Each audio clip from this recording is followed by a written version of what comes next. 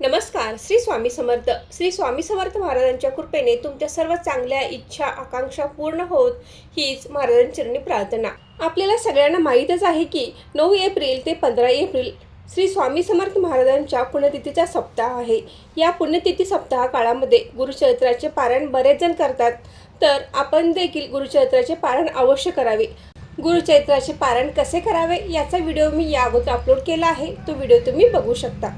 पण ज्यांना या पुण्यतिथी सप्ताह काळामध्ये गुरुचरित्राचे पारायण करणे शक्य होत नाही, त्यांनी श्री सप्तशती गुरुचरित्र सार या ग्रंथाचे आवर्जून पारायण करायचे आहे.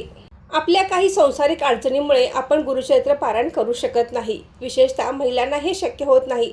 तर पुण्यतिथी सप्ताह काळामध्ये दत्तभक्त परमपूज्य वासुदेवानंद सरस्वती टेंबे स्वामींनी पूर्ण दत्तावतार श्रीमद नरसिंह सरस्वती महाराजांच्या चरित्राचे सर्व साधकांना, विशेषतः महिलांना मुक्तपणे वाचता यावे यासाठी 700 ओव्यांचे श्री सप्तशती गुरुचरित्र सार ग्रंथ निर्माण केला.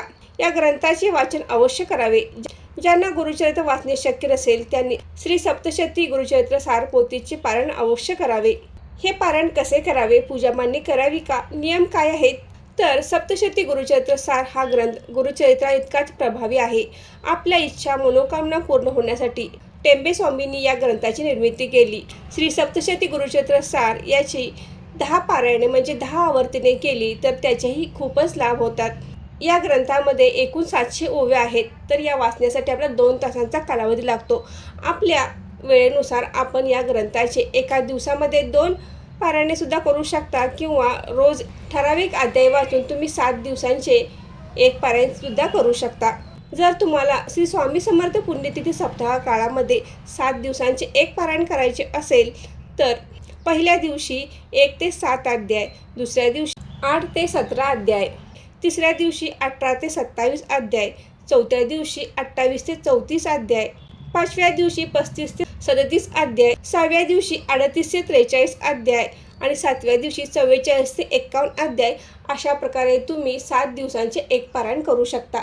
जर तुम्ही या ग्रंथाची 10 पारायण करणार असाल तर ज्यावेळी तुमचा हा संकल्प पूर्ण होईल त्या दिवशी तुम्ही 3 दत्तभक्तांना सप्तशती गुरुचरित्र सार या ग्रंथाची पोथी भेट म्हणून द्यायची आहे.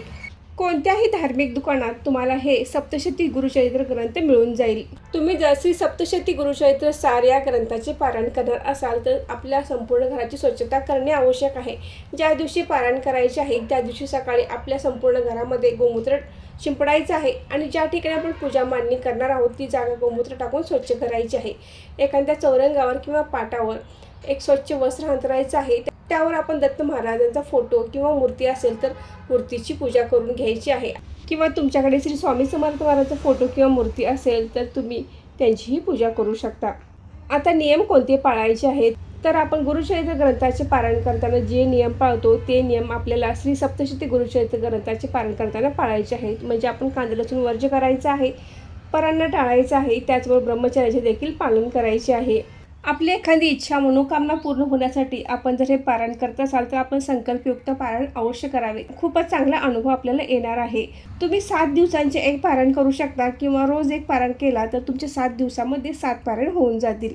या पारायणाचे उद्यापन आपल्याला श्री स्वामी समर्थ पुण्यतिथी दिवशीच करायचे आहे.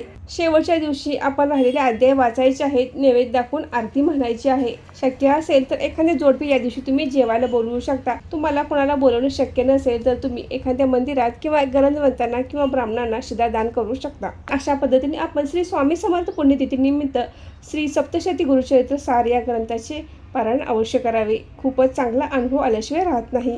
तर मैत्रिणींनो, आजचा व्हिडिओ इथे थांबवते. आजची माहिती कशी वाटली कमेंट करून नक्की सांगा. व्हिडिओ आवडल्यास व्हिडिओ लाईक करा, शेअर करा. धन्यवाद.